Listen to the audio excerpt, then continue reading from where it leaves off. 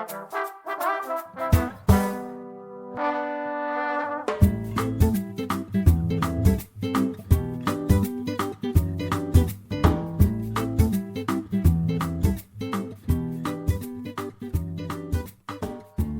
to the Cannabis Cultivation and Science Podcast. I'm your host, Tad Hussey of Kiss Organics. This is the podcast where we discuss the cutting edge of growing from a science-based perspective and draw on top experts from around the industry to share their wisdom and knowledge. My guest this week is a returning guest. Dr. Nicole Gauthier is a pathologist and professor and extension specialist at the University of Kentucky. Her program focuses on disease management of specialty crops, including hemp. In her extension role, she develops educational and outreach programs to help growers manage disease through identification, understanding of pathosystems, and integration of management strategies. Her research program focuses on a range of hemp diseases, including Fusarium head blight. Dr. Gauthier earned her Bachelor's of Science in Horticulture Science and her PhD in Plant Pathology from Louisiana State University. She joined the UK College of Agriculture in 2011 and began working with industrial hemp in 2014. There will be a link on the podcast page to access her resources and research in social media. Now on to the show. Hi, Nicole. Thanks for coming on the podcast again today. Hello, how are you? Wonderful. I'm really excited to talk to you again. It's always great to hear a pathologist's perspective on cultivation. And I actually went back and re-listened to our last conversation, which was, I think, a year or two ago now. And there were some really important takeaways that I thought growers would find really interesting. Could you review some of those? I know we just talked about them before the show, but maybe especially the ones around powdery mildew? Okay, so powdery mildew, probably hands down #1 disease on cannabis. In particular in greenhouses. We see powdery mildew in the field in kind of like the Northeast, a lot less so like in the South and Southeast. Out West, it's kind of like in the Pacific Northwest, we'll see some powdery mildew. So it kind of really depends. Powdery mildews overall don't like a lot of heat, or not the ones that we see as much in cannabis. So in the greenhouse, we're more of controlled temperature, so we'll see a lot more powdery mildew there. Okay, I digress. So powdery mildew, the primary powdery mildew that we see in cannabis is a genus Golovenomyces. So you might see it as Golovenomyces spadacus, but Golovenomyces ambrosiae is the pathogen, the correct name. And of course, you know, in the pathology world, we're always at battle with taxonomists. And so Golovenomyces, so you might hear a couple of different species there, but it looks like that's all the same one. You may hear in the Pacific Northwest, a little bit of buzz about Potospharia macularis, and that is the hops powdery mildew. It has been shown to jump from hops to cannabis or hemp when they're planted in close proximity. So it hasn't become a problem yet. Everybody's on standby. Everybody's watching that. But if you are an indoor cannabis grower, or if your cannabis is located outside of a hops production area, you probably are dealing with the Golovenomyces. Now, one thing that you'd mentioned was the humidity ranges of some of these species. Can you touch on that again too? Okay, yes. So we say kind of in general, so we tend to lump powdery mildews as just a single pathogen, and they're not. There are lots of different powdery mildews. There are a lot of host specific powdery mildews. The one you see on roses is not the one you see on crepe myrtle, is not the one you see on cucurbits in your backyard. And but the ones that the Golovenomyces that affects cannabis tends to be more of a broad host range. Golovenomyces or powdery mildew pathogen. They are fungal, by the way. This is a fungus. So they don't need free water to complete their life cycle. So a lot of our pathogens, we always talk about free water, and that means rain, irrigation, fog, like that physical water that you can see on a surface, say on a leaf. But humidity is a different animal. And when you start playing with humidity, so a lot of our pathogens need some level of humidity to be able to sporulate, that's produce spores, or to infect. Once infection occurs, none of the rest matters. High humidity or high temperature can cause Golovenomyces in this situation to actually produce spores from that leaf, for example, to produce those spores so those spores can disseminate. So the Golovenomyces, and I'm going to talk just about that one. And I know last time we talked about different powdery mildews, but let's just focus on that one because probably 95% of what we see is the Golovenomyces ambrosiae. Okay. It can infect. It'll need higher humidity to infect, but to sporulate, as low as 40% relative humidity. 40% is low, okay? Usually though, and we talk about 40% humidity, but usually when we're seeing those warmer days, cooler nights where you start getting that condensation, so you really will get kind of some spikes in humidity in those cycles of temperature variation. So we can see that, especially when we have those cool nights. Powdery mildew loves that scenario. And then but it does not like free water. So the opposite of all of our other plant pathogens. The kind of the moral of the story though is that powdery mildew is going to find a way, right? So it's resilient when it's dry and it's resilient when it's wet. It always picks like a little caveat where it kind of will infect and it will sporulate. It produces lots of spores. We call those asexual spores conidia. It'll produce lots of conidia. They're wind or air disseminated. And we call this disease a mildew because what we see on the surface, lots of spores, all that fuzzy stuff you see of mycelia and spores, lots of spores, they're wind disseminated. It's a numbers game for that pathogen. And they're everywhere and they fly around. And that's what makes it the #1 disease of cannabis. Now, how far can those spores travel? And what are some other, you mentioned it was a generalist, what are some other plants that might be in the area that would be considerations from a management perspective? Oh, okay. So the question about how far they can travel,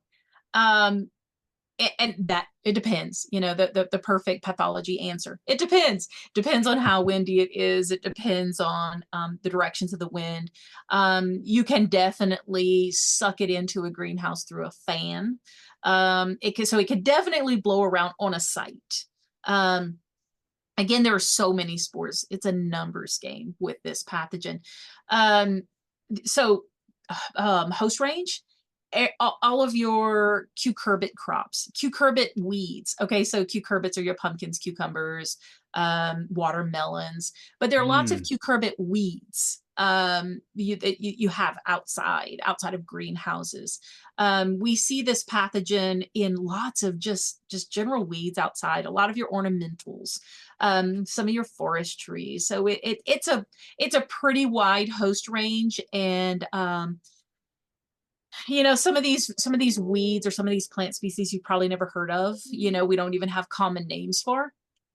So very wide. So it's there is the point. And yes, we try to be clean. And yes, we try to be careful. Like we're not going to go scout our vegetable garden or play in our landscape and then walk into our clean greenhouse. We're not going to do that, but it will come in. And that's what makes it very hard. To add insult to injury, powdery mildews, especially the Golovenomyces. So not everyone does this, but the Golovenomyces do. They will produce at the end of the season when the plant starts senescing. They will produce an overwintering structure called chasmathesia. And these are going to be your overwintering structure. They're hard, they're melanized. I call them like Velcro balls. They have appendages and they stick to things. And that's going to be your sexual spores inside. And when your crop returns or your conditions or spring returns, they're going to germinate and they're going to release those sexual spores. So the point there once it's in your greenhouse and once Chasmathecia develop, it's very hard to get rid of them because they're lodged in and they're hunkered down for whatever over summering, overwintering. And I know in my research greenhouses here, I think we went fallow for like 2 years and that darn powdery mildew was back. So those Chasmathecia, I know were on Wow. plants when we clean that greenhouse up. Now, of course, I'm a pathologist, so I bring disease into my greenhouse. I do really bad things from a research Yeah. perspective. But once the powdery mildew pathogen is there, if it has been allowed to produce this Chasmathecia, it can be there for the long haul. So we could talk about sanitation later. Yeah, I want to highlight something you said because like I have a vegetable garden, just outside here, and I grow a variety of squashes, and I do have a couple of cannabis plants. Um, I was under the impression that it was not the same species of powdery mildew, when in fact what you're telling me is quite likely it is. And so I need to be I need to have stronger management practices in place, cultural practices than I have in the past, it sounds like.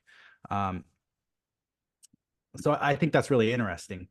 Let's talk a little bit about what options we have. I would assume physical removal of the plant or even those leaves would help reduce spore pressure potentially. Oils seem to be fairly effective, but again, with cannabis, we can't use oils after a certain point in flowering. What other what other management practices do we have? I know there's some microbes out there on the market. What are your thoughts? Okay, so a couple of things is that, yeah, it probably is the same one. And we're learning more and more. And if time and money allowed, I would do a survey of U.S. cannabis. And I have this plan in my head that I would love to see powdery mildews from across the U.S. and be able to really say that, like I'm absolutely sure. But so it's probably the same one. So all of my research counterparts in other states, they keep reporting the same Golovenomyces, either Spadaceus, Ambrosiae, Chicoriciarum. So we're lumping those all together. Um, so can you relocate your cannabis plants on maybe the other side of your house? What can you do to physically add space? You Hmm. will have powdery mildew. Okay, so it's just one of those diseases that unfortunately you will have. You will have it on your squash. You will have it on your pumpkins. You will have it on your cannabis. Sorry for the bad news. More sun, more blistering sun will help your cannabis. So you can physically separate them as much as possible, or give up either the squash or the cannabis. So think about that. Okay. Yeah, I'm making a joke, but like it's really true. In terms of products for management, we have found the best results with and I don't like to use products, but a millstop plus cease. That combo, we have found really good results. We have found good results with regalia, trilogy, and whole milk. But that one has to be applied very often. So if we were talking about conventional, which we cannot use conventional products in cannabis production, we would have systemic products that would actually enter Yeah. the plant and would not wash off. But with these biologicals, they're washing off. And so depending on where you are, how much rain you get, and so the application, the time between applications it is very short. So a lot of reapplication. So being able to do some pruning, being able to space, air circulation, anything like that. Pruning if you start seeing severe powdery mildew, to either get the plants out to salvage other plants or to, clip leaves, depending on how many you have, right? So if you have a 5,000 square foot commercial greenhouse, you're not going to treat it the same as a homeowner that maybe has two plants in the backyard. So very different Sure. management possibilities. Yeah, commercially, I would be much more active in my spraying because it's my viable crop. Mhm. Try What? try Botrytis stop as well. So that's It's a BioWorks. competitive Euclidium, so try Botrytis as well. So there are some possibilities out there. They're not going to work like a conventional fungicide. So for anybody out there listening who uses conventional fungicides for powdery mildew in other crops, the biologicals are just not going to do the same thing. If you are in a commercial setting, sulfur is the best. Okay, sulfur is nasty. You're not going to put sulfur in after flowering, but sulfur really works well. It's OMRI listed, but it's not a biological. So be careful on that one. But if you really have a problem in a greenhouse, that might be a solution. There's been some research using silica, like wollastonite, diatomaceous earth, egg sil, potassium silicate, to reduce the prevalence of powdery mildew. Have you seen any of that research? We actually did some research on using silicon in the greenhouse. And so we utilized silicon and we tracked it for 6 weeks. So we got 6 week excellent management using silicon as a root amendment, as a soil amendment. We did not really get any good results on liquid feed foliar applied silicon products. And I will send you a link, and maybe you could put it in the description for sharing, but we had excellent results with the silicon. There are some details on how we did it. So we started our plugs and we started it on a silicon amended media. And then when we bumped those plants up, it went into another silicon amended medium. How long we could keep that going, I don't know. We didn't go that far, but yes, we had excellent results, and I will share that. Happy to share that.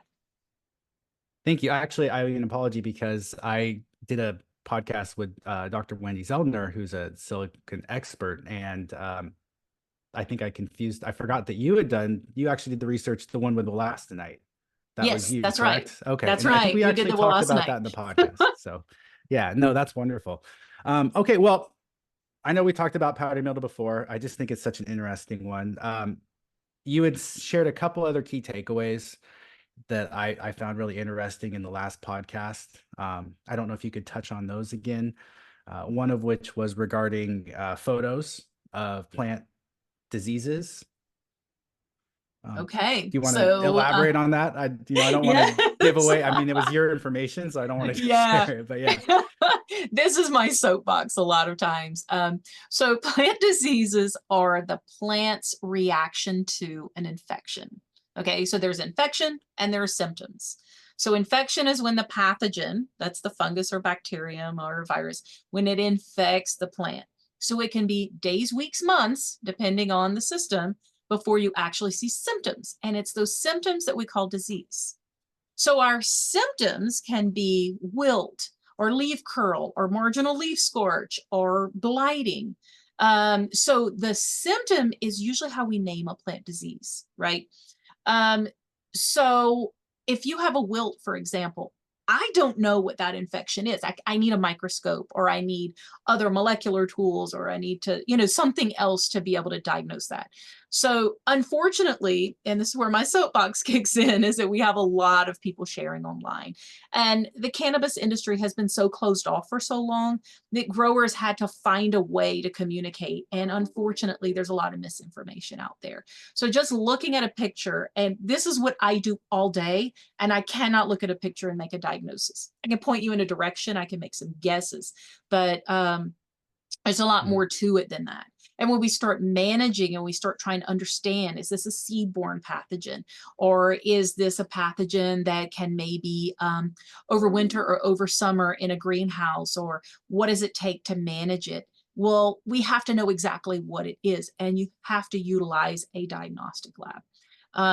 Now, dealing with high THC cannabis versus low THC like hemp, those are, we get into the weeds there, but we can't diagnose by symptoms, and symptoms are disease. And we just can't do that. We can guess, we can get have a head start.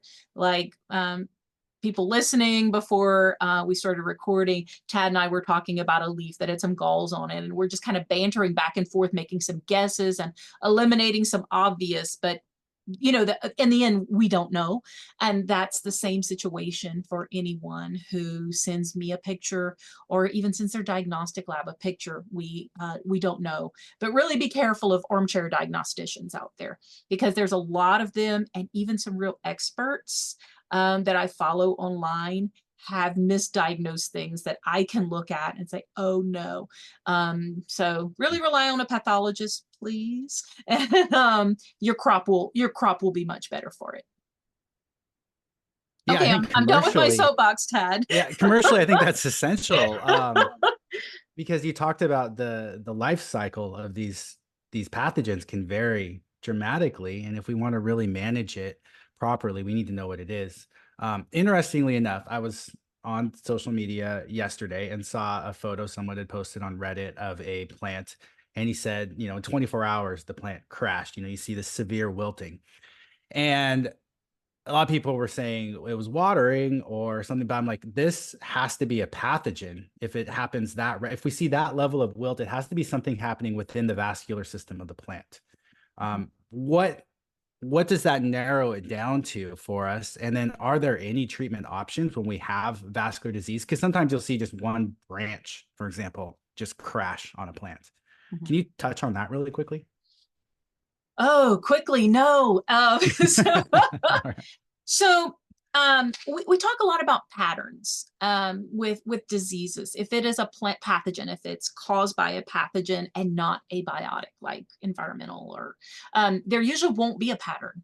It's rare that there's a pattern. So usually if it's a disease, it's scattered. So what did those other plants look like? Was it just this one plant? Did this person have more than one plant, right, to even make a comparison?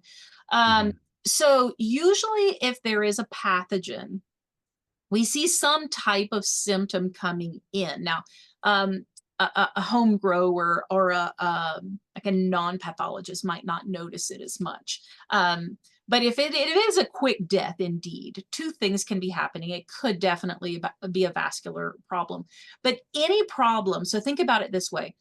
If a plant has a really good root system, or like it's raining outside my window right now, if it's raining and we have root loss or any kind of uptake issue, right? We can have a crown rot, but there's still a little bit of vascular tissue functioning, right? That phloem is functioning enough. Then it kind of, you'll get that balance. And then you might get a hot, sunny day. You might suddenly, right, go from this raining to 85 degrees, and suddenly that plant's needs are not being met, right? Because of that heat and sun and transpiration has taken an increase. Then that plant can suddenly collapse. So when we talk about sudden collapse, there's a lot of questions that go with that. Have you really watched? Are there any patterns? Are there other plants? Let me give you more information that I didn't even think about when I was looking at the photo. So they had 3 other plants in the room. All those plants look fine. They were all receiving the exact same amount of water, because he was bottom watering 2 gallons of water per plant. And these were fully established plants, almost finished in flower. So they were at least 40 days into flower. So they're pretty big plants. And then he showed a 24-hour change where the plant just completely wilted. So my question would have been, what about 48 hours before? What did that look like? Was there some sign or some symptom that, again, most people don't. And if was this in a tent? It was an indoor environment. Okay, so usually the lighting is really hard to see. It's not like being outside with a brighter light. So it is harder to see. There's shadows, etc. But and I look for any kind of wound or damage or physical damage, like a canker at that crown. So I always tell my outdoor growers, if your knees aren't dirty, you haven't looked hard enough. And to really look there and see what else could it be. I mean, could it be any kind of, just insect, even things like pill bugs are the worst. They just chew things. My colleagues in the Southeast are having fire ants eat the crowns of plants. So there are a million possibilities. It might be something super quirky, but it might truly be something vascular as well. And if it's an indoor environment, then how would a pathogen have gotten in? You're using soilless media that should be clean, free of any kind of pathogen. So how would you have brought in a Fusarium oxysporum? How would you have brought that in? And you have to start asking yourself all of these questions. So the likelihood of a new grow indoors in a clean environment having a vascular pathogen or a root-borne pathogen are unlikely unless there's an unsanitary situation going on. So I'm Well, a not lot of answering people are your using. question right. Oh, this is perfect because I think it wasn't so much getting an answer; it was hearing your thought process Yeah, as right. you, and that's what I think is really fascinating about it. But with the use of compost that may have not been fully treated, that would Mhm. be one source where Fusarium could come in, Absolutely. correct? Absolutely. Um, the use of other cover crops, I think potentially if transplanted, could have brought in Fusarium. If people are using cover crops or mulches. Um, Yeah, are any there kind of other soil, ways? Okay. any kind of soil and compost, rarely does our compost get hot enough. Um, Rarely does it get hot enough, especially with Fusarium oxysporum. Um, so yeah, You're saying thermally it's not treated hot enough to actually kill it. right. To Okay. kill, so we're working on a solarization project right now, which is a whole nother fascinating thing. But Fusarium oxysporum, that's the Fusarium that causes Fusarium wilt. There are lots of Fusariums, by the way, that can cause disease. It is so stinking resilient. I mean, we're doing these oven studies as a side project, and we can't kill it. Like we think it's dead, and we leave petri dishes out, and it just comes back after 21 days. So so compost is a tricky one. Don't home compost. Make sure you're using a hot compost from a commercial facility if you are indeed going to use compost, or you can just take the risk. Depends. If you're a home grower, you're a hobby grower, fine. I take those risks all the time. Commercial growers should never, ever take those risks. What about in worm castings? How often do you see it in the, because those usually aren't thermally composted. Worm castings should not, no, they wouldn't be thermally composted, but they should not include, they should be fully it should be okay. You know, again, what is the starting material? What are they feeding those worms? It's a starting Usually material. not plant material in most cases Yeah. that I can So think of commercially at least. they should be okay. Okay. I'm not, you know, when we can't figure it out an answer, sometimes we start going down rabbit holes and try to figure out what if. But you know, think of the big common ways that it could have gotten in. What, you know, did you buy commercial potting soil? Or was it sitting on the ground outside next to your vegetable garden before you finally brought it in? So think of the big ways. Eliminate all of the obvious. Eliminate things you can see like insects or arthropods, then eliminate big things like abiotic physical damage. You know, I've seen people like planting on plastic, like plastic culture system, and just the Mhm. plastic rubbing against a very tender stem. So look for physical damage, and then if it, you know, so start with really big, start with the really obvious. If it's something that's such a caveat that we can't really identify it easily, it's probably never going to happen again. Mhm. But if you do suspect disease, if you do suspect a vascular problem, you could definitely start doing some cutting and looking at that vascular tissue, trying to see if that really could be it. Hmm.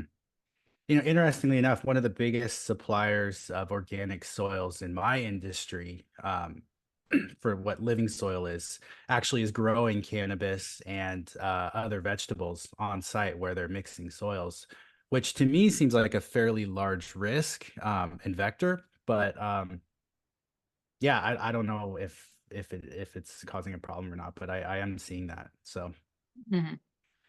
something interesting.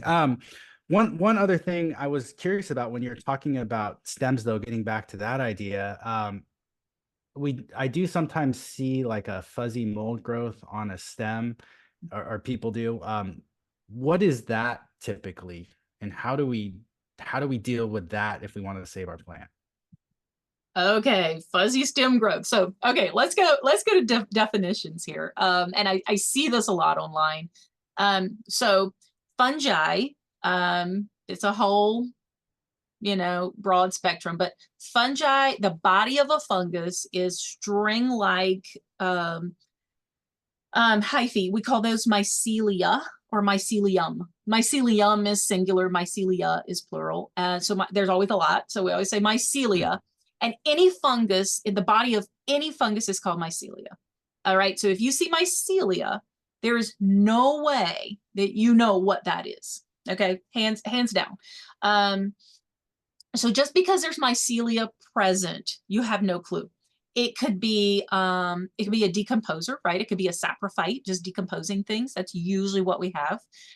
It could be pathogenic, or it could be something like, and rarely do we see mycorrhizal mycelia. They're really thin and spindly, and they're not that big, fluffy white mycelia. So there are different kinds of growth patterns of a lot of these mycelia. So if you have mycelia growing on a stem on an unhealthy plant and not indoors, it could very well be a pathogen, right? So sclerotinia or white rot, or there are a lot of common names, white rot or timber rot, white mold. So that's a sclerotinia sclerotiorum. So that's a cool season disease. And here in the southeast, we have southern blight. That's later in the season, and that is agroethelia ralphsii, and that will make a mycelial mat on the base of a stem. It quickly cankers and that plant will die. So there's a correlation between when you see that and the plant dying. Most of the time when we see mycelia that are not affiliated with a crown rot or stem rot pathogen, it's usually some decomposer, some saprophyte.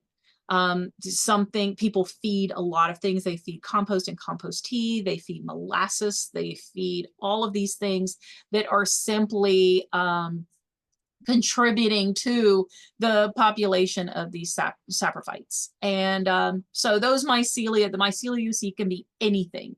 And that doesn't mean your soil is healthy. If you're feeding it, it doesn't mean it's healthy. So it's an indication of really nothing, except that maybe you've put molasses in your soilless media. You should not have anything growing in a soilless medium. Okay, so potting soil. You shouldn't have anything growing in there because there's, it comes in like not sterile, but it doesn't have compost in it. So it's usually just a sphagnum and some other things, right? But if you're growing, go ahead. Sorry. Oh, no, I just wanted to highlight a difference. So a lot of the people that listen to the podcast and a lot of growers nowadays are doing what people call living soils, where they add a compost fraction. So in those cases, when we add a food source, alfalfa meal, oat flour, any fertilizer, really, plant fertilizer, we're feeding fungi. So if we see the saprophytic fungi, what you're saying is it's not a good indicator of anything, really. It's probably just some airborne fungi or something that was in that compost. We don't know if it's good, bad, most likely innocuous, but we don't know. Right, most likely. Okay. And the more you feed it, the more it'll grow, but it's not doing anything for your plant. So a lot of these saprophytes, they're producing humic acids. They can do things like compete in the soil with bad things, right? With pathogens. Sometimes they can parasitize. Some things like, I'm not going to name any, but sometimes they'll be SARs, kind of induce systemic acquired resistance.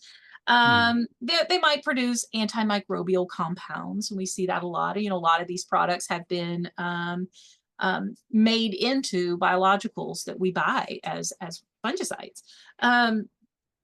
But really, they're not, feeding them is not going to benefit anything, right? Let nature take its course. If you are buying living soil and Mother Nature has balanced that living soil, let it do its thing. Don't shift a population to something that might not be as beneficial. Let it be. That's why you're buying a living soil. I would not put living soil in a container. I like it more outside, but that's my opinion, and we don't have to go down that road. But if you are going to buy living soil, please let it do its thing. Don't feed it anything. There's no need to. Kind of like your gut microbiome, right? Don't shift it to something that's not natural. Let it do its thing. So just to be clear, when we say living soil, what we're describing is typically a peat-based media Mm-hmm. with a compost fraction and Mm-hmm. a lot more fertilizer in the mix, hopefully balanced Mm-hmm. by the company.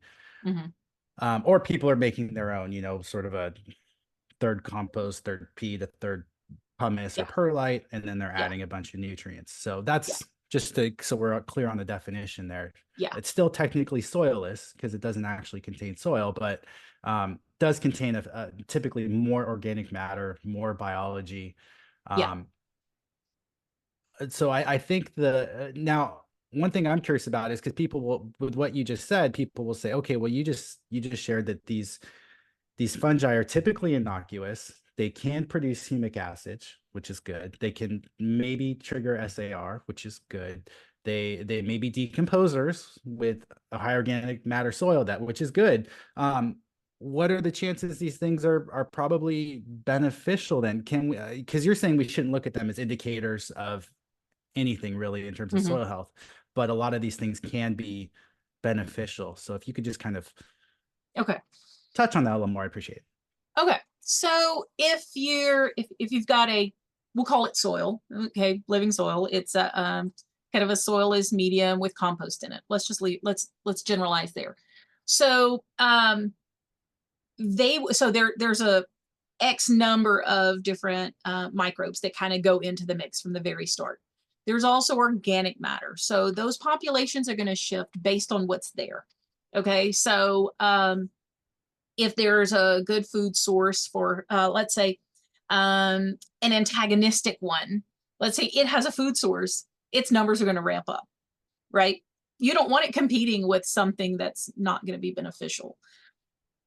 So they're gonna fill their own needs, and if there's not a food source for them, they're gonna go away because something else is gonna take its place. So that's gonna be based on what's there. Let's see. Another way to put that is that so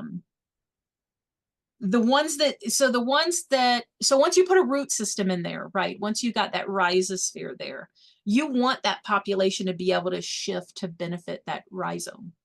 You want that population to be able to shift like any that are mycorrhizal.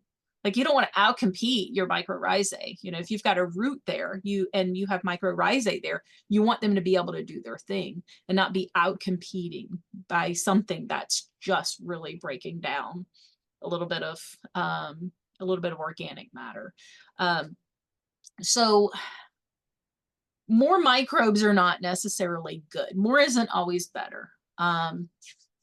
So I would rather see that, let it balance on its own, because what's there is what's going to shift. So that population is going to shift based on what's in that root zone or what's in that pot. Does that make sense?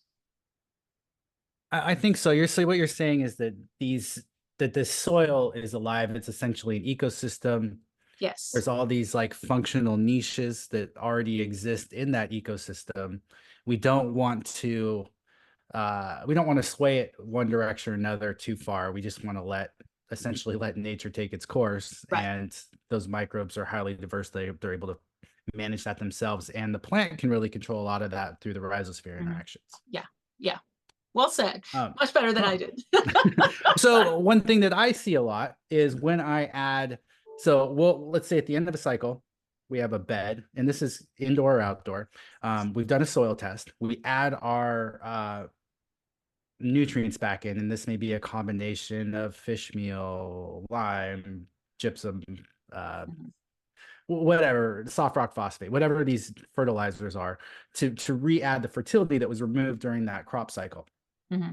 When we do that, we will till that into the first 6 to 8 inches of the soil profile, and then what I typically see over the next few days is I will see some mycelial growth on the surface of the soil. I will typically just turn that back into the soil so it doesn't really take off. But what are your thoughts when you see that, and what sort of management practices, if any, would you incorporate? I wouldn't manage it at all. If you've added in more organic matter, more compost, whatever you're doing to put that nitrogen back, usually some kind of carbon source, then you've got the decomposers that are there and they're just decomposing. They do what they do. And if they're on the surface, that's not even the same ones that would be functioning at the root system, right? Deeper down. Just let it do its thing. Speaking of all of that, I am a big proponent of mulch. If you're an outdoor grower, you should be mulching. Just like you mulch your flower beds, you should mulch your vegetable garden, and you should mulch your cannabis. I am a big mulch person. So again, you're feeding organic matter, and then nature does what it needs to do. But you're going to have different profiles at different depths. And every time, every inch you go down, you're going to see different types of microbes. So the ones on the surface are generally not going to be the same ones that are at that root zone. So from a pathologist perspective, what are your favorite mulch options? Anything is better than nothing. So I know, so organic, that's lowercase o, any natural mulch, whether it's wood mulch, pine straw. I'm originally from Louisiana, so bagasse, which is the fiber from sugarcane. I've used that. I use leaves at my house now because my neighbors rake. And so I just pick up the bagged leaves on the side of the road in the fall and I mulch. I mulch with anything. And so any way to cover that soil to keep from losing the integrity of degrading the integrity of your soil. So you're protecting the soil and it's organic matter. And I don't till it in. I just layer it. I just layer every year. And that's what Mother Nature does, right? Walk into an old forest. Mother Nature has done the very same thing. It balances out. Now, with Mother Nature, though, Mother Nature doesn't really believe in diseases or pests, right? These are just organisms trying to complete a life cycle, right? So we may see those occur in our gardens, right? If we're managing them from a natural perspective. I mean, what are your thoughts on that? So we know that monoculture, okay, let's talk about monocultured ag, right? We know that when we put lots of the same plant together and any pathogen finds a niche, it just goes, right? Because there's nothing to balance it. When we start talking about living soil or, using whatever for mulch, so kind of an organic mulch, or we do a lot of intercropping or intracropping, we're introducing a lot of different microbes, right? So then again, that's where Mother Nature starts balancing. But you can very well, I mean, look what we're doing. We're putting in a plant that we have bred for bud size, for height, for whatever it is we want. As we breed, we can lose traits, resiliency, right? We can accidentally breed in more susceptibility to a pathogen. And that's what keeps me in business, right? But the more diversity we have in our microbiome, the more chance we have of that balance. But you will, again, back to our powdery mildews. Powdery mildew will come in. In nature, it doesn't really matter. But what we have now, we have these plants, these cultivars. We've cultivated these varieties exactly for size, flavor, terpenes, height, and we've lost some resiliency. So we're not going to get the magic of what Mother Nature provides, not 100%. So we do have to realize that diseases will come in. But the more diversity we have, the better chance we have of having that natural kind of pest management, or to be able to say, that's not enough powdery mildew to be worth it for me. Powdery mildew, we usually do manage powdery mildew, but other things like Cercospora leaf spot or Septoria leaf spot's a really big one. It doesn't matter. We've realized that, right? We've done enough research. It doesn't matter. We can leave it alone. It doesn't have an economic impact on the crop itself. Correct. Or not really even a plant health impact. Like it might look really bad. And Septoria is a really good example. Septoria leaf spot is, for a pathologist, a beautiful disease. For a grower, it's horrible, right? It starts as a small spot. There's a really broad yellow halo, and very quickly the leaves turn yellow and leaves drop. And we've seen 90% leaf loss and then the plant produces more leaves and we have a completely normal harvest with no Hmm. yield loss. So Hmm. it can be really deceiving, and growers tend to not believe me because they say, oh, my leaves are on the ground. So those are the kinds of things that we have to balance. And that's why we keep doing research and trying to understand what matters and what doesn't, and when is a more natural scenario with just a few plants. Like you've got a couple of plants in a vegetable garden, you probably have a lot less disease than maybe someone with a lot of plants and nothing else because of that diversity. And if you have an epidemic, it's going to be much more severe in a monocultured scenario. But Sure, sure. we always trying to put a square peg in a round hole, and that's what we do as humans. So we're always trying to balance that. Are you risking any disease by bringing in, like in this case, you mentioned fallen leaves? I would Always. think that would be a vector for potentially other pathogens, as well as whatever that homeowner might have sprayed. Um, I don't know. What are your Yeah. thoughts on that? Yeah, same thing with compost, right? So anything we bring in, Yeah. we can risk introducing. Um, People who get wood chips from the city, that composting the wood chips, they often bring in poison ivy. So yeah, you can Mm. you can risk bringing a lot of things in. Um, and you have to decide what that risk is for you. I can also be bringing in diversity. I have balanced my risk by saying, I've got these leaves, I've got this organic matter, and by improving my soil, the risks do not outweigh the rewards, and that's what I do. Again, I'm not making a living on it, right? It doesn't pay my bills. So I'm taking that risk. It's a balance, and you can let's say some of these leaves. So okay, rephrase. What are you risking bringing in that can equally infect your cannabis or your tomato plants in your garden or your squashes, right? So which one, what are you risking bringing in? And leaves of an oak from my neighbor's yard, it's highly unlikely that I'm bringing anything in that's detrimental, right? Especially if it's local. But if it Hmm. comes from you not know where or what's in there, yeah, there is a risk. That's exactly right. I have yet to find the perfect mulch, I feel like. And that's just, it's like straw. I find I end up with a bunch of grass seeds. There's always, and then that Yeah. becomes a pain to deal with. Plus most straw is sprayed that I can find locally anyway. Um, Leaves, I like to use bag leaves in the fall and Mm-hmm. overwinter with leaves. Mm-hmm. But I typically don't use them during the season. One from an aesthetic perspective, I'll be honest, Okay. that's Okay. part of Yeah. it. Fair. It's just the aesthetics of it. My wife likes a very clean looking garden, and I Okay. I have to account for that. Um, and also I find that sometimes the water management, I have a little less control over it from an Okay. irrigation perspective. However, it from if your water's not dialed in, I think mulching offers a ton of benefits in terms of the ability for the soil to retain moisture.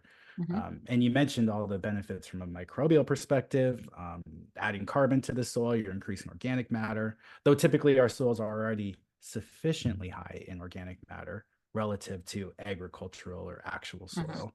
Right. Um, yeah, I think it's a you have to weigh it out You do. as a benefit, cost benefit sort of And situation. just as there's no perfect mulch, there's no perfect soil, there's no perfect media. You're not going to find perfection. You just have to decide where you fall. But if there was a perfect mulch, it would be pine straw in my book. Mm, I love pine okay. straw, especially fresh pine straw that you can rake. It's like the best. So anybody listening that has access to pines, it's the best. Second to like cypress bark, not cypress wood, but cypress bark. It's shredded and it like tangles in together and it's really nice too. But free mulch is my absolute favorite because I put enough, right? So a sufficient layer of mulch is much better than an insufficient layer, a thin layer. So anyway, that's my ornamentals background coming out. Yeah, I have to look into those because they're not things that are easily accessible to me here in the Northwest. Right, right. That's a But big difference. Location. I have a greenhouse grower in Montana that really wants to run a mulch, but has yet to find anything that he can run in his greenhouse that either doesn't bring in pathogen risk or weed seeds, but would give him all the benefits of moisture management and soil health. So we're still looking. Okay. I would consider a steamer if I was a greenhouse grower. Um, because you can make sure you're not bringing anything in. Now, of course, you don't bring in the microbes either, the beneficials, you lose everything. Mhm. Greenhouses are a different story, right? Because in a greenhouse, you don't have that ecological balance that you do outdoors. And you can try, but you're never going to get the equivalent of an outdoor grow in terms of a natural balance of beneficials. And so when a greenhouse grower or a basement grower, a closet grower should never try to mimic. They're different. They're very different. So just be careful of that. If you're greenhouse growing on a commercial level, be very, very careful about some of the things that we've been chatting about, like bringing in leaves and bringing things in from the outside, and never ever bring in soil. That is my pathology take on the Okay. situation. It's just Yeah. different. So be very careful, understand what you're doing, try things at a small scale before you dive in. Put test plants out, whatever you need to do. Always test things before going in with jumping in with both feet. Yeah, no, that's a really good point. We do see that. You mentioned isopods, roly-polies, and Mhm. we see that as a big issue for people with really high organic matter in controlled environments because they actually will girdle the plant. And then we have other people that are intentionally introducing them. So it's a wild world out there in the It cannabis is, that's industry. right.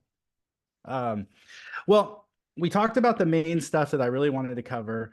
Um, but I did have one question. Since we last talked, what sorts of things are you seeing in the pathology world in relation to hemp and cannabis right now? Oh, not a lot different. That we've seen a lot of new cultivars, and over time, I think I see that when a cultivar is highly susceptible to disease, it's kind of going away. People aren't using it anymore. It's not for sale anymore. So I think we're shifting. We're finally shifting. That we're not breeding for disease resistance, but we're kind of selecting. Hmm. Now we've got some cultivars that are kind of listed as powdery mildew resistant, for example, to keep with our theme. Resistance a big word. We use it, but it doesn't mean completely resistant. But there's some tolerance in there, and we're starting to identify those things. So that's really good. Um, Leaf diseases are always number one because that's what people see. There are a lot of other pathogens. Beware of root pathogens or soil-borne pathogens, as we call them. Be really weary of that. And we've kind of talked about that this last 30 minutes. Be careful what you bring in. The industry shifts so quickly. One thing we're seeing in the hemp world, and we've identified it in flowers too, is Fusarium head blight. We're seeing it in grains. We're seeing it even in flowers of floral cultivars. So just kind of be careful of that if you're near wheat or anything like that. So we have a big project going there. Um, What was the and fusarium? You said fusarium head blight? Fusarium head blight. That is, it will infect the grain and the flowers. It is very different than Fusarium wilt, which is a vascular wilt, or Fusarium solani, which is a crown rot. So different Fusarium species out there, but this one affects grain and flowers, and it's very common in wheat. If you want to know anything about it, you could just Google Fusarium head blight. Okay. Something will come up with wheat, and you'll know about that. So it's out there, and we're seeing it a lot near corn and especially wheat, or when wheat is used as a cover crop and letting it go to seed. So if you use any kind of Mm. graminicolous cover crop, terminate it before it goes to flower. Oh, that's really Um, good advice. What does it present as in cannabis? What would we look for? It is just kind of a dieback in that flower. So the kind of that stem and that into that raceme, that peduncle. I think that's the word you call it. Anyway, it'll kind of be in there. You'll see some mycelia, back to our term. You'll see mycelia in there in between the flowers, and it'll be kind of fuzzy and Kind of like botrytis then? it'll kind of have that botrytis look. Botrytis is gray. The mycelia from Fusarium head blight is more white. Botrytis is gray. That's why they call it gray mold, because of all the sporulation. So it's going to look different, definitely, to a pathologist. But yeah, it'll be in there. So you should not see it in a greenhouse. We've identified some of it in greenhouses in a germplasm study, but we have not really seen it in greenhouses, as a primary disease. But it is seedborne, so kind of heads up on that. So we have a big project going there. It's mostly pertaining to feed grain, hemp grain as animal feed. So that's where that's coming from. But we do see it in floral hemp. So cover crops, just don't let your wheat and rye cover crops go to seed. Make sure you mow it or crimp it before you start seeing flowering. Other diseases, probably nothing super new. Poor plant health is going to bring up a lot of secondary diseases. We get excited about them in the pathology world, but healthy plants are going to have kind of the same few diseases over and over again. And I say this every time, that outdoor plants will have different diseases than indoor plants. So that's where I make my separation, not high THC versus low THC or floral versus grain. It's really that indoor versus outdoor. That's where that difference really lies in the pathology world. Are there any insects that you see as bigger vectors for pathogens than others in terms of cannabis pests? A lot of your pests will transmit viruses, right? So whitefly transmitted viruses, thrips transmitted viruses, aphid transmitted viruses. So those are there. That's nothing new. There are no new discoveries there, but definitely pest management, any kind of insect screen to put around greenhouses and greenhouse vents and those kinds of things. We see a lot more viruses out west. From the Rockies on west, a lot more viruses. We really don't see many viruses in the central and eastern region of the US, but those are generally insect transmitted. There's some that are mechanically transmitted. That means us, that means hands.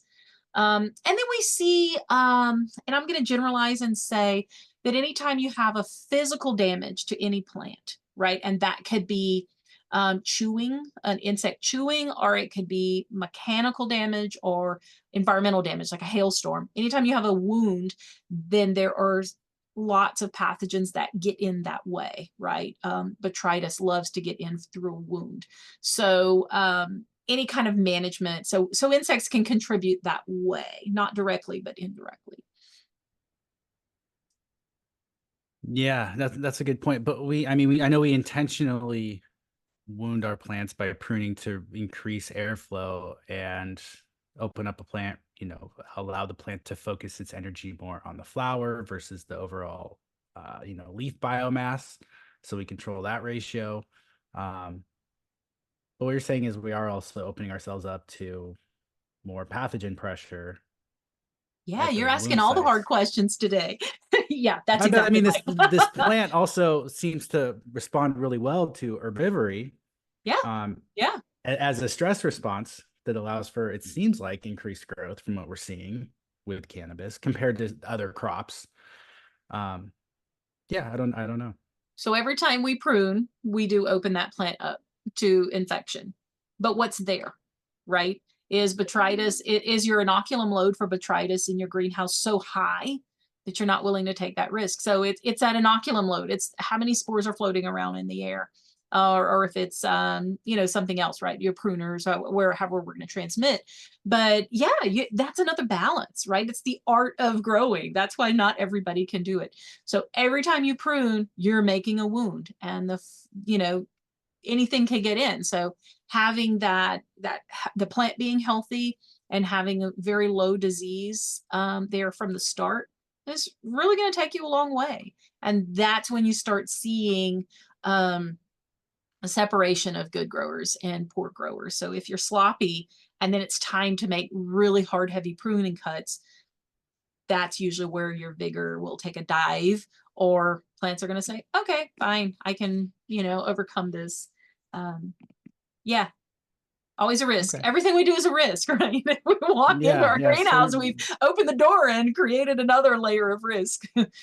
Absolutely. So interestingly enough, I just got back from Melbourne, Australia, and I got to visit one of the larger farms there. It's a greenhouse operation. Great guys. Plants looked amazing.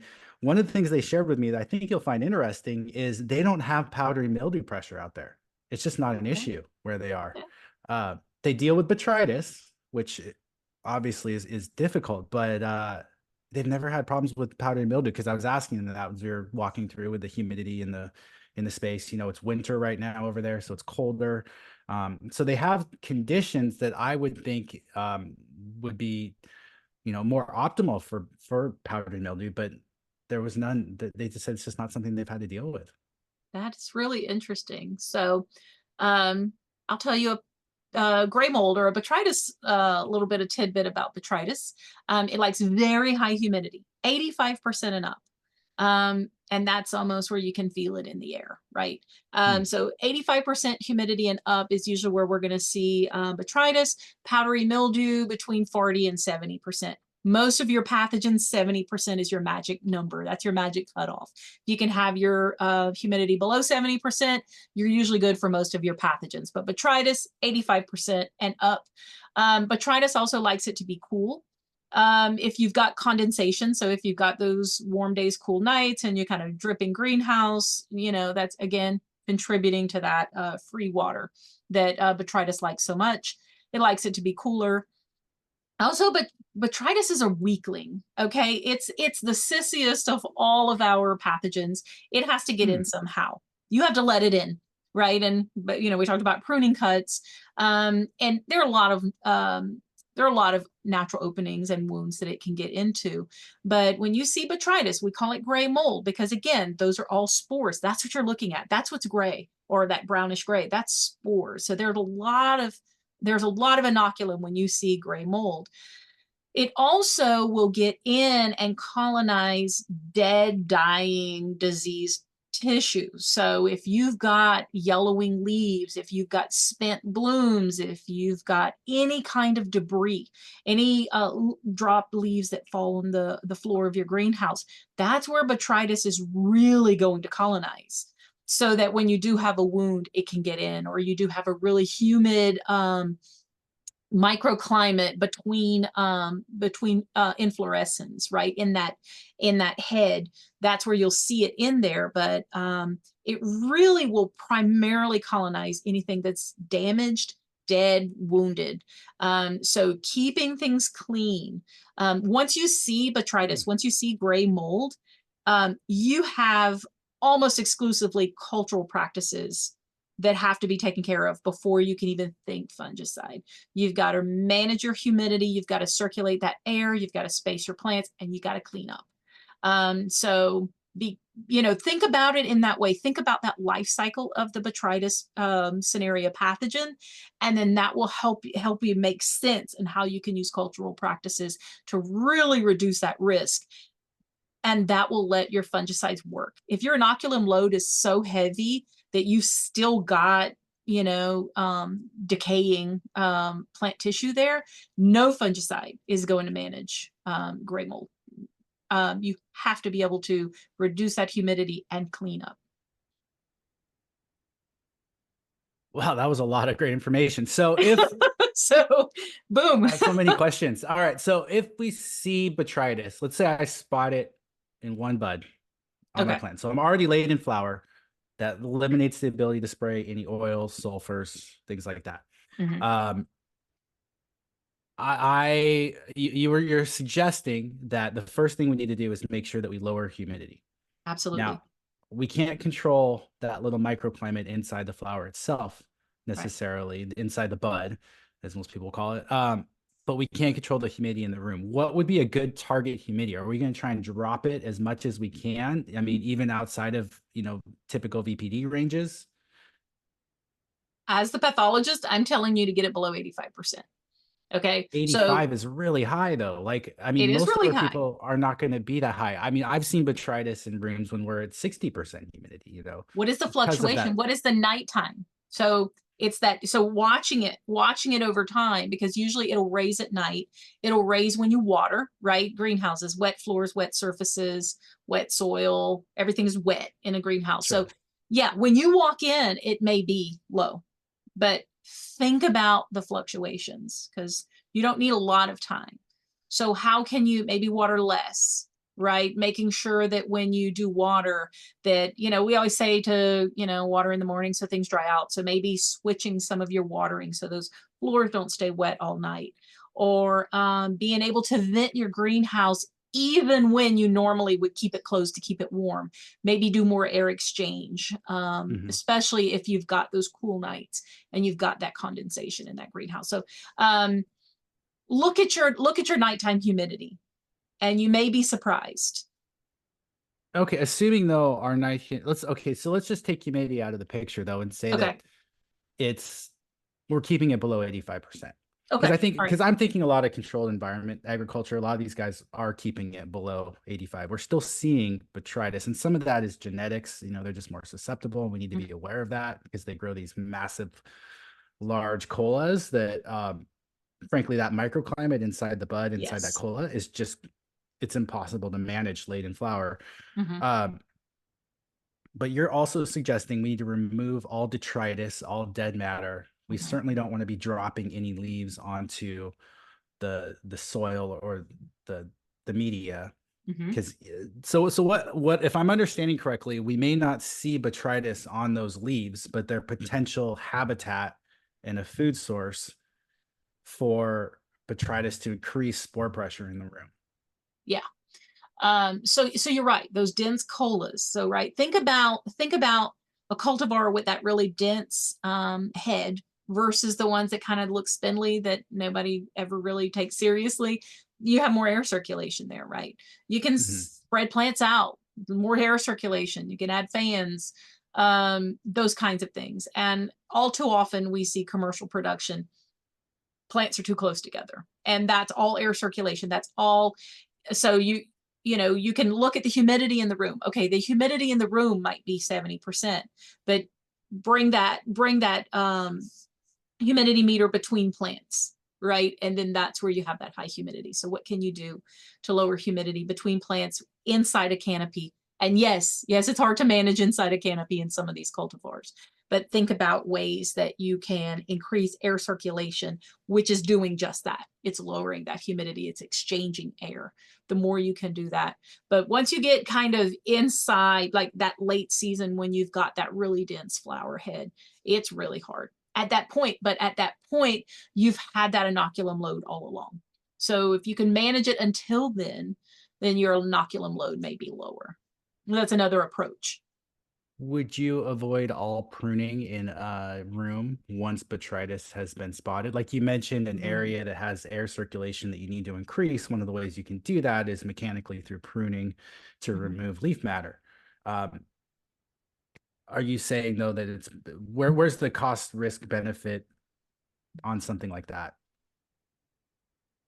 I guess I can't directly answer that. I would look at other things, other ways that I can manage. How far along in the season, right? Are we at early flowering or very late flowering? Can pruning actually help at that point? Is inoculum load so high? Can we rescue this crop? I would probably prune, but I would also look broadly and to see what else I can do and some other things I can do. Pruning alone is not going to be magic. So thinking about it, and again, every situation, the weather outside is going to dictate even a controlled environment greenhouse. The weather outside, if it's cloudy outside versus sunny outside, all of those things are going to play in. But it's all humidity and debris driven at that microclimate level, if not at the broader level. Okay, so it's going to be in that microclimate level. We can look at the humidity inside of a canopy, and I guarantee you it is going to be really, really high. Mm. Can you back off on the water a little bit on your plants? Those kinds of things. How can you clean? Are plants far enough apart to clean? Do you have enough space? Right? Is your greenhouse such prime real estate you're not willing to space? A million questions. Yeah, But I've I would added under prune. canopy airflow as a way of Mhm, increasing airflow mhm, through the canopy, and I've mhm, found. I mean, I haven't had to deal with botrytis at this point, so it hasn't been an issue. But I think that that's something that cultural practice that could help. mhm. Um, so when I see botrytis in a bud, I want to remove that from the room, right? Like I actually want to, with gloves and clean pruners, I assume, cut that out and take it, remove it from the room. That's going to remove a large amount of spores, right? Mhm, Rather than trying to spray it or mhm. treat it at that point, because I'm not going to salvage that flower anyway. Correct. So think about how you're going to prune that, right? Okay, so let's say we have a greenhouse with, I don't know, let's pretend. Let's say we have 1,000 plants and only this corner that maybe gets a little bit of shade from a tree outside is affected. How are Mhm. you going to remove those? Are you going to remove the plant? Are you going to remove just the obviously infected flowers? Are you going to prune those and gently take it outside? Are you going to cover that flower before you cut it so that you're not shaking spores everywhere? Hmm. Um, are you going to toss it into a wheelbarrow or a wagon or a cart and disseminate those spores like as you're tossing? Um, Lots of questions, as opposed to if it's the entire house, right? If it's the entire house, then you've had a problem for a longer time than you realized.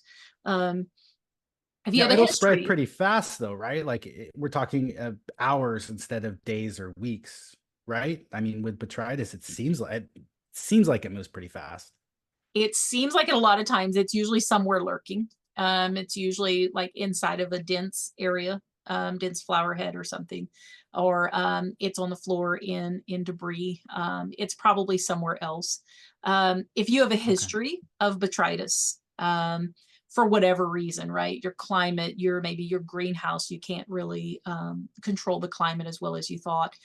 Using fungicides until flower begins, right? So if you can control that inoculum load before flowering, it's not there. It's not there at high enough numbers. So you're just lowering that inoculum load for when flowering starts. So starting to balance all of those IPM practices, right? IPM is integrated pest management. You're using all of the tools in your toolbox. But thinking about where it came from, how long it's been here. Maybe you didn't recognize it fast enough, and that's okay. It's a learning process. But how do you find it earlier? Where would it appear first? How do you scout for it?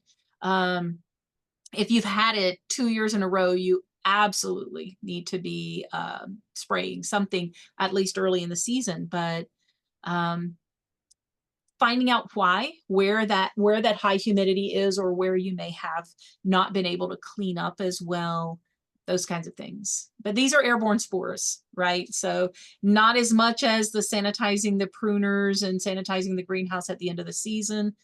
A lot more about environmental control. Hmm.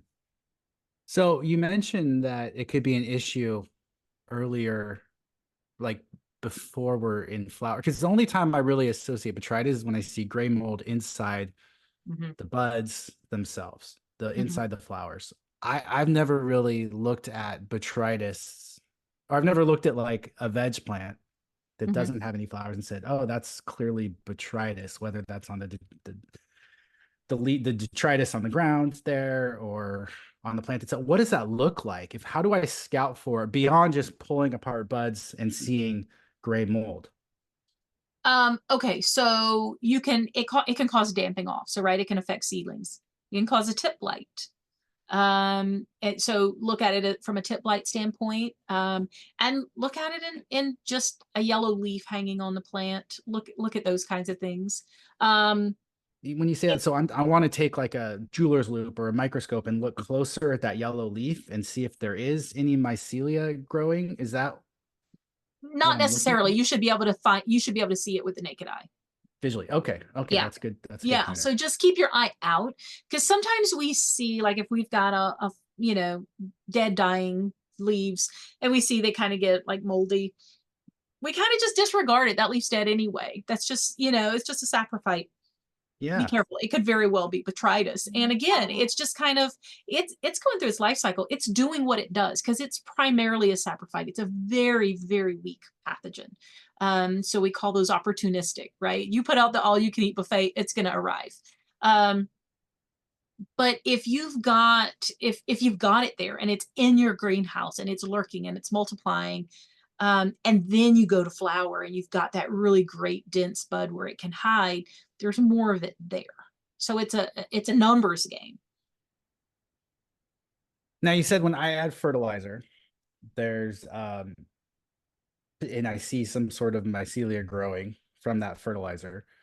If it's at all gray, do I need to turn that back into the soil then to make sure it's not botrytis, or is there no chance that that would be a botrytis species because of the fact it's a fertilizer and not plant material? Yeah. So botrytis is not going to be colonizing soil. It will Okay. be, it'll be above ground. It might be on, debris setting on the ground on the surface, but it's really going to be higher in the canopy, or at least on the surface on leaf tissue. Would I want to avoid adding leaf mulch if I have a botrytis problem or have had a botrytis problem in the past in my Hmm, garden? that's a good question. In your garden, like outdoors? Yeah, if we're talking outdoors, you mentioned using leaf mulches as one of your favorite. I love leaf mulches, and I love leaf compost. It's my favorite. Leaf mold Mm. compost is my absolute favorite. But if I have a history of botrytis, would I want to avoid using leaf litter as my mulch near my cannabis plants? Hmm. Outdoors, unless you have an environmental condition that's really, really humid, you should not, there should not be a red flag there for outdoors. It's Okay. usually really, that's when you're in that indoor environment. That's when we really see botrytis as a real problem. I mean, we'll find botrytis outside. It's always out there. I'll use it like for teaching a class, I'll go out there and I'll find it somewhere. But that doesn't mean it's like taking out plants like it would inside of a greenhouse. Okay. Okay. That's good to know. End of season here in the Northwest, it's just not ideal for growing cannabis plants. So we always see botrytis and powdery Hmm. mildew. It's just the plants just Hmm. crash because of the colder temperature, the higher Hmm. humidity, all the things we talked about. So, And botrytis likes that cool weather. So, anybody that has major problems, maybe try an autoflower or something that'll flower faster, that you can get your harvest out before it starts turning cool. So think of some ways that you could protect a little bit, but you may have to jump through some hoops if outdoor grow is really going to be conducive for botrytis. But botrytis is everywhere. Like you can't exclude botrytis. It's kind of like powdery mildew. It will appear. It will be everywhere if you give it the microclimate to infect and to colonize. It will be there. thank you so much for your time today. I learned a ton. I really appreciate it. Can you share a couple resources? Like I know, for example, I follow your Instagram channel, the Kentucky. KY I hemp don't know the disease. I KY don't hemp remember. disease. I don't Okay. remember the URL. Okay, I will, I will I'll get put it in some the on links. the podcast page. Yes. Okay, But okay. I've seen some great posts on there that I reshared. People should be following that as a resource. Are there any other resources that you want to share really quickly before we sign off? I will give you links to our social media, and I will have some research reports for you that we're turning our peer-reviewed manuscripts, our research manuscripts, into something a little more grower friendly. And pretty soon, hopefully in the next 6 months or so, we're going to have a curated image database through a multi-state Ooh. collaboration, where you'll be able to look at pictures that have been validated. So I should be having that pretty soon. And hopefully in the next year, we'll have some really exciting research. But right now, I will just, everything will push through pretty much our social media, but I'll get those links out to you. That would be amazing. I really appreciate it. Thank you so much for sharing your knowledge. Thank you so much. It was great to be here. All right.